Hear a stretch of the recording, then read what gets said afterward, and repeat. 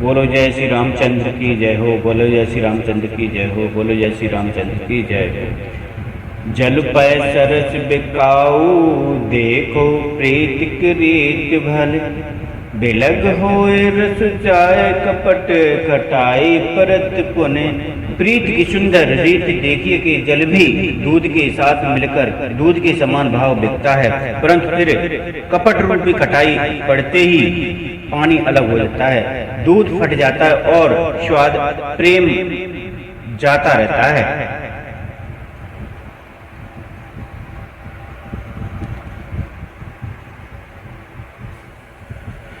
हृदय सोच समुझत निज करनी, चिंता अमित जाय नहीं बरनी। कृपा सिंधु शिव परम अगाधा, प्रकट न कहो मोर अपराधा। अपनी करनी को याद करके सती जी के हृदय में इतना सोच है और इतनी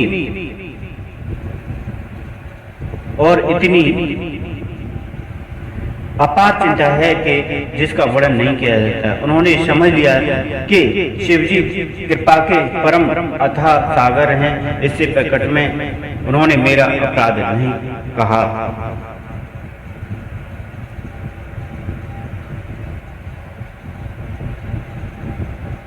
शंकर रूप अवलोक भवानी, प्रभु मोए तजो हृदय अकुलानी।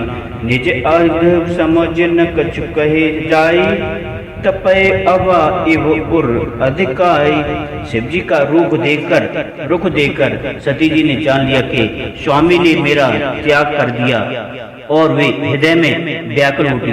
अपना पाप को समझकर कुछ कहते नहीं बनता, परंतु हृदय भीतर ही भीतर कुम्हार के ओखे समान अत्यंत जलने लगा।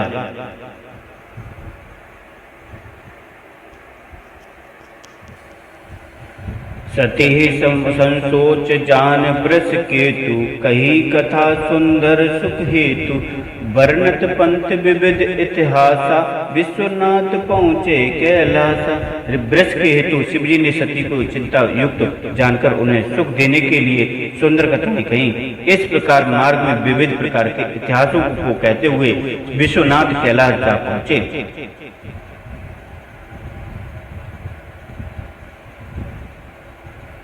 तहे पुण्य शंभो समुझपन अपान, बैठे वट तर कर कमलनासान। शंकर सहज स्वरूप समाहारा, लाग समाधि अखंड अपारा। वहां फिर शिव जी अपनी प्रतिज्ञा को याद करके बढ़ के पेड़ के नीचे पदासन लगाकर बैठ गए। शिव जी ने अपना स्वाभाविक रूप संभाला, उनकी अखंड और अपार समाधि लग गई। सती बसै कैलाश तब अधिक सोच मन माहे, परम न कोई जान कज जुगो सम दिवस सिराहे। तब सती जी कैलाश पर रहने लगी। उनके मन में बड़ा दुख था। इस रहस्य को कोई कुछ भी नहीं जानता था। उनका एक दिन युग के समान बीत रहा था। नित नव सोच सती और भारा, कबौ जहूं दुख सागर पारा। मैं जो कीनऊ रघुपति अपना, अपमाना पुन प्रत वचन स्मृसा कर जाना। सती जी के हृदय में नित्य नया और भारी सोच हो रहा था कि मैं इस दो समुद्र के पार कब जाऊंगी। मैंने जो श्री रामदास जी का अपमान किया और फिर पति के वचनों को झूठ जाना। सो फल मोहे विधाता दीना, जो कछ उचित रहा सोई कीना। अब निवेद अस बुझाऊ नहीं तो ही, शंकर विमुख जीवावश मोही। उसका फल विधाता ने मुझको दिया, जो उचित था वही किया, परंतु वे विधाता अब तुझे यह उचित नहीं है जो शंकर से विमुख होने पर भी मुझे जला रहा है। कहीं न चाहे कछु हृदय कलानी, मन मोह राम सुमिरग सयानी। जो प्रभु दीन दयाल कहावा, आरत हरन वेद जस गावा। सती जी के हृदय की गलानी कुछ कही नहीं जाती। बुद्धिमती सती जी ने मन में श्री रामचंद्र जी का स्मरण किया और कहा, हे प्रभु, यदि आप दीनदयाल कहलाते हैं और वेदों ने आपका यह यश गाया है कि आप दुख को हरने वाले हैं, तो मैं विनय करूं कर जोरी, छूटो वेग देह मोरे। जो मोरे शिव चरण सनेहु, मन क्रम वचन सत्य प्रभु तो एहु। तो मैं हाथ जोड़कर विनती करती हूँ कि मेरी यह देह जल्दी छूट जाए। यदि मेरा शिव जी के चरणों में प्रेम है और मेरा यह प्रेम का व्रत मन वचन और कर्म आचरण से सत्य है, तो सबरदर्शी सुन औ प्रभु करो। सो बेग उपाय होय मरण जय विनय श्रम, दुसह विपत्ति विहाय।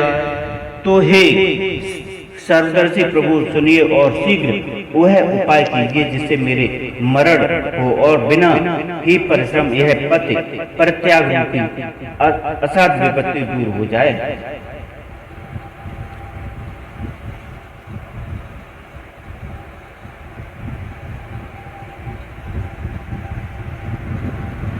ये विद सुख दुखित प्रजेश कुमारी, अकथनीय दारुण दुख भारी। बीते सम्मत सहस 87, तजी समाधि शंभु अविनाशी। दक्षता सती जी इस प्रकार बहुत दुखित थी। उनके इतना दारुण दुख था कि जिसका वर्णन नहीं किया जाता। 87,000 वर्ष बीत जाने पर अविनाशी शिव जी ने समाधि खोली। राम नाम शिव सुमरन लागे, जनेऊ सती जगतपति जागे। जाय सम्मुपद बन्नौ कीना, सन्मुख शंकर आसुन दीना। शिव जी ने राम नाम का स्मरण करने लगी। तब सती जी ने जाना कि अब जगत के स्वामी शिव जी जागे। उन्होंने जाकर शिव जी के चरणों में प्रणाम किया। शिव जी ने उनको बैठने के लिए सामने आसन दिया।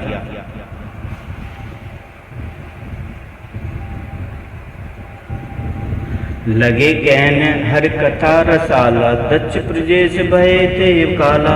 देखा विद विचार सब लायक, दक्ष कीन प्रजापत नायक। शिव जी भगवान हर की रसमयी कथाएं कहने लगे। उसी समय दक्ष प्रजापति हुए। ब्रह्म जी ने सब प्रकार से योग्य देख समझकर दक्ष को प्रजापतियों का नायक बना दिया। बड़ा अधिकार दक्ष जब पावा, अति अभिमन्यु हृदय तब आवा। नहीं कोई अस जन्मा जग माही, प्रभुता पाए जाए पद मद नाही। जब दक्ष ने इतना बड़ा अधिकार पाया तब उनके हृदय में अत्यंत अभिमान आ गया। जगत में ऐसा कोई नहीं पैदा हुआ जिसको प्रभुता पाकर मद न हो। दक्ष लिए मुनि बोल सब करन, लगे बढ़ जाग। देवते सादर सकल सुर, जे पावत मक भाग। दक्ष ने सब मुनियों को बुला लिया और वे बड़ा यज्ञ करने लगे।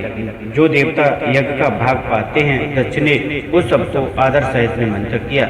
किन्नर नाग सिद्ध गंधर्वा, बंधव समेत चले सुर सर्वा। विघ्न विरंच महेश बिहाई, चले सपकल सुर जान बनाई। दक्ष का निमंत्रण पाकर किन्नर नाग सिद्ध गंधर्व और सब देवता अपनी अपनी स्त्रियों सहित चले। विष्णु ब्रह्मा और महादेव जी को छोड़कर सभी देवता अपना अपना विमान सजाकर चले। सती बिलो के व्योम विमाना, जात चले सुंद विद नाना। सुर सुंदरी करहे कल गाना, सुनत श्रवण चूटे मुन धाना।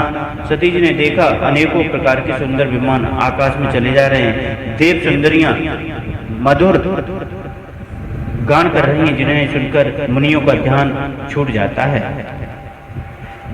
पूछे तब शिव कहे बखाने, पिता जगे सुन कछु हर्षाने। जो महेश मोहे आयुष देहि, कछु दिन जाय रहो मिश्र एहि। सती जी ने विमानों में देवताओं के जाने का कारण पूछा। तब शिव जी ने सब बातें बतलाई। पिता के यज्ञ की बात सुनकर सती कुछ प्रसन्न हुई और सोचने लगी कि यदि महादेव जी मुझे आज्ञा दें तो इसी बहाने कुछ दिन पिता के घर जाकर रहूं।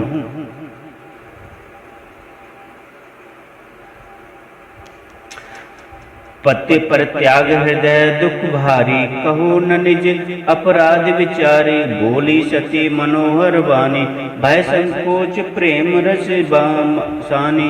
क्योंकि उनके हृदय में पृथ्वी द्वारा त्यागी जाने का बड़ा भारी दुख था, पर अपना अपराध समझकर वे कुछ कहती नहीं थी। आखिर सती जी भय संकोच और प्रेम रस में सनी हुई मनोहर वाणी से बोली।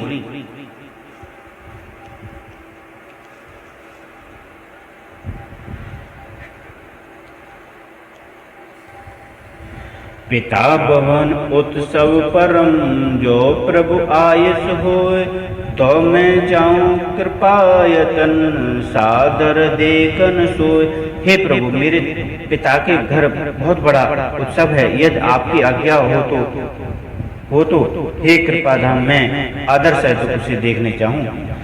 कहो नीक मोर हो मन भावा, यह सनुचित नहीं देवत पठावा।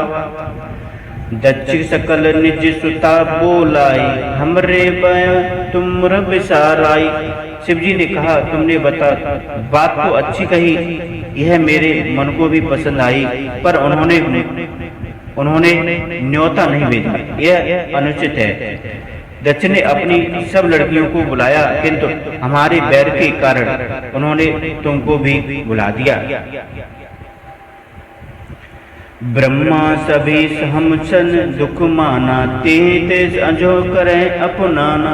जो गुण बोले जाओ भवानी, रहो न शीलो स्नेहो न वकानी। एक बार ब्रह्मा की सभा में हमसे अप्रसन्न हो गए थे, उसी से वे अब भी हमारा अपमान करते हैं। हे भवानी, जो तुम बिना बुलाए जाओगे तो न तो शील स्नेह ही रहेगा और न मान मर्यादा ही रहेगी। जतप मित्र प्रभु प्रतु गुरु गोया, जाए बिनु बोले न संदेहा। तदप विरोध मान जह कोई, तहाँ गए कल्याण न होई। ये तब इसमें संदेह नहीं कि मित्र, स्वामी, पिता और गुरु के घर बिना बुलाए भी जाना चाहिए, तो भी जहाँ कोई भी विरोध मानता हो उसके घर जाने से कल्याण नहीं होता। भांत अनेक समुझावा, भावी बस न ज्ञान पर आवा। कहू प्रभु जाओ जो बिन बोले, नहीं भले बात हमारे भाई। शिव जी ने बहुत प्रकार से समझाया, पर होनहार वश सती के हृदय में बोध नहीं हुआ। फिर शिव जी ने कहा कि यदि बिना बुलाए जाओगे तो हमारी समझ में अच्छी बात न होगी। कहे देखा हर जतन, बहु रहना दक्ष कुमार। दे मुख्य गण संग तव, विदा की नऊ त्रिपुरार। शिव जी ने बहुत प्रकार से कहकर देख लिया, किंतु जब सती किसी प्रकार भी नहीं रुकी, तब त्रिपुरारी महादेव ने अपने मुख्य गुणों को साथ देकर उनको विदा कर दिया। पिता भवन जब गई भवानी, दक्ष त्रास कहो न सन्मानी। सादर भले मिली एक माता, धाग्नि मिली बहुत मुस्काता। भवानी जब पिता दक्ष के घर पहुंची, तब दक्ष के डर के मारे किसी ने उनकी आवभगत नहीं की। केवल एक माता भले ही आदर से मिली, बहनें बहुत मुस्कुराती हुई मिली।